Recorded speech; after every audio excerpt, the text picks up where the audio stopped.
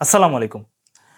আমি যদি আপনাকে বলি যে এই ছোট্ট নোটবুকটা আপনার জীবন পরিবর্তন করে দিতে পারে, আপনি কি আমাকে বিশ্বাস করবেন? হয়তো বিশ্বাস করবেন না, কিন্তু আপনি আপনার জীবনের ৫ টা মিনিট সময় দেন, আমি আপনাকে প্রমাণ করে দিব যে এই ছোট নোটবুকটা আপনার জীবন পরিবর্তন করে দিতে পারে।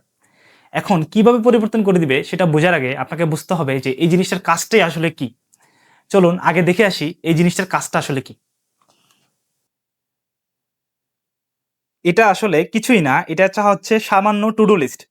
আপনি আপনার সারাদিনের যা কাজকর্ম আছে, ওইটা আপনি সিরিয়ালে লিখে রাখবেন এবং যে কাজটা আপনি কমপ্লিট করে ফেলবেন, ওইটাতে টিক চিহ্ন দিবেন।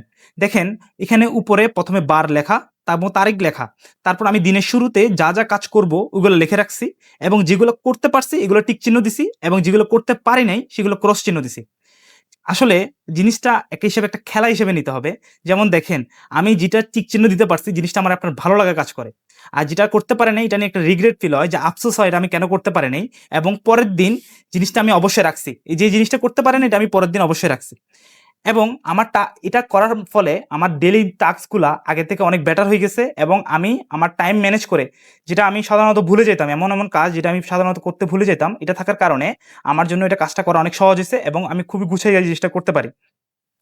আরেকটা জিনিস আপনার অবশ্যই মনে রাখতে হবে যে আপনি শুধু টাস্ক লিখলেও হবে না, এমন কিছু কাজ লিখতে হবে যেটা আপনার ৬ মাস পর, ১ বছর পর, ২ বছর পর আপনার জীবনের উন্নতি হিসেবে কাজ করবে। যেটা আপনাকে কোনো বেনিফিট দিবে এমন কাজ।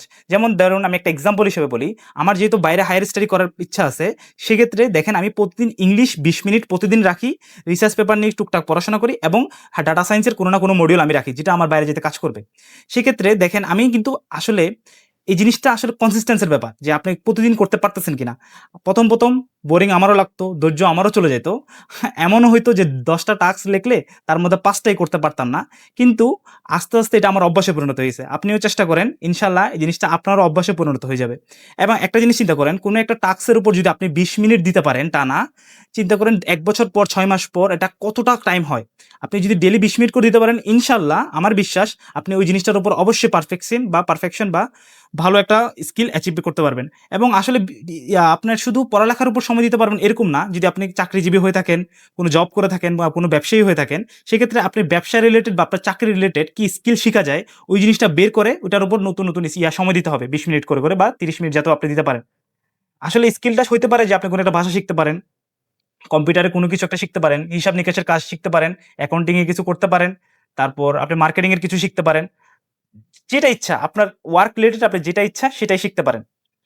আর কনসিস্টেন্সি মেইনটেইন করলে ইনশাআল্লাহ আপনি এটা অবশ্যই পারবেন।